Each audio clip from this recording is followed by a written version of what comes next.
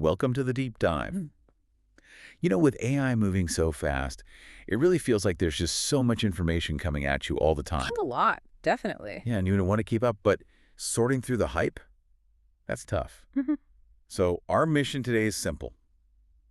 We're cutting through that noise for you. Mhm. We've looked at the sources, pulled out the really crucial bits, the skills you need to learn, like now to actually use AI effectively. Mm. Think of this as your shortcut. Exactly. And it's not just, listing terms. We want you to understand why these skills matter, Right. how they give you actual leverage in your job, your projects. It's about the practical side. Okay, perfect. So let's dive in. The very first skill that keeps coming up, maybe the most basic one for anyone using AI, is prompt engineering.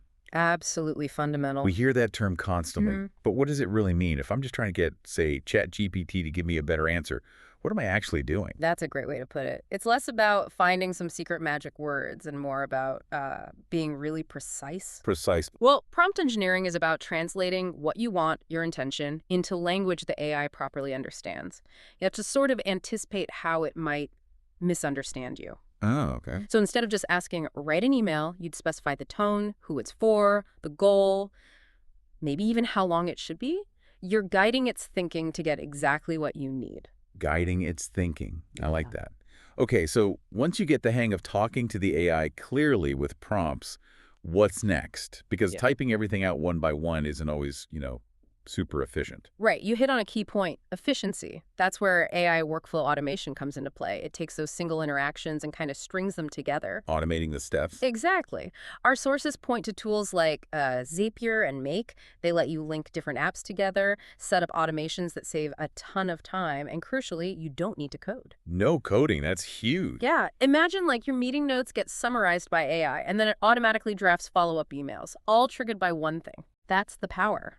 It's a direct route to boosting efficiency, getting time back, not just one-off tasks anymore. That does sound amazing. Ah. It is really that simple, though. Like, is there a catch, or does it get complicated fast? Well, the new code part means you avoid programming, which is great, but you still need to think logically. All right. You need to map out the steps, the conditions. The real skill isn't just clicking buttons, it's designing smart workflows that actually work reliably, identifying what should be automated. Makes sense. Design thinking, not just technical skill. So, okay, we're talking to AI, we're automating tasks. What about trust?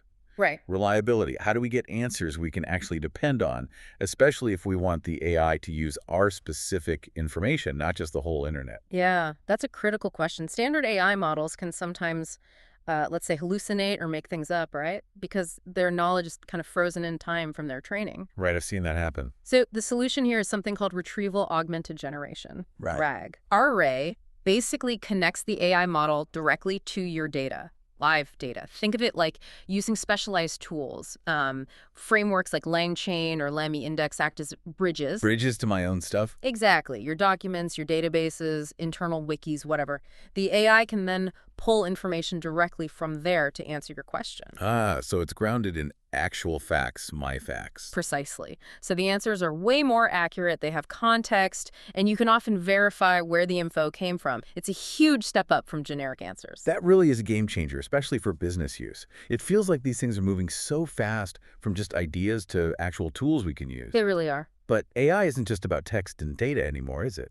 It seems like it's starting to understand more, like images and sound. You're pointing towards multimodal AI. And yes, that's a massive leap. Multimodal. Tell me more. So advanced models like Grok, ChatGPT, Claude, Gemini, they aren't just text in, text out anymore. They can process and understand text, images, code, even audio, sometimes all in the same conversation. All at once. Yep. You could say, upload a chart image and ask the AI to explain the trends. Or paste some code and ask it to find bugs. Or give it an audio file to transcribe and summarize. Wow, okay. That really broadens how you can use it. Immensely. It makes AI much more versatile for tackling complex, real-world information, whatever format it's in. Okay, this is all incredibly useful. But the field is moving, like, unbelievably fast. How do you possibly keep up? Learning these things is great, but what about next month? Next year? That's maybe the most important skill of all, the meta skill. Just Staying updated. It sounds obvious, but it's crucial. So how do you do that effectively? Well, the sources recommend following the big tech news sites, TechCrunch, The Verge, MIT Tech Review, places like that. But it's not just reading headlines. Right. It's about learning to filter, to spot the difference between like a real foundational shift in technology versus just a flashy demo or a temporary trend. Discerning the signal from the noise. Exactly. Keeping track of the important updates, the breakthroughs. Continuous learning isn't just nice to have, it's pretty much essential to stay relevant. So there we have it, a clear roadmap drawn from the latest insights on the key AI skills you really need to focus on learning right now.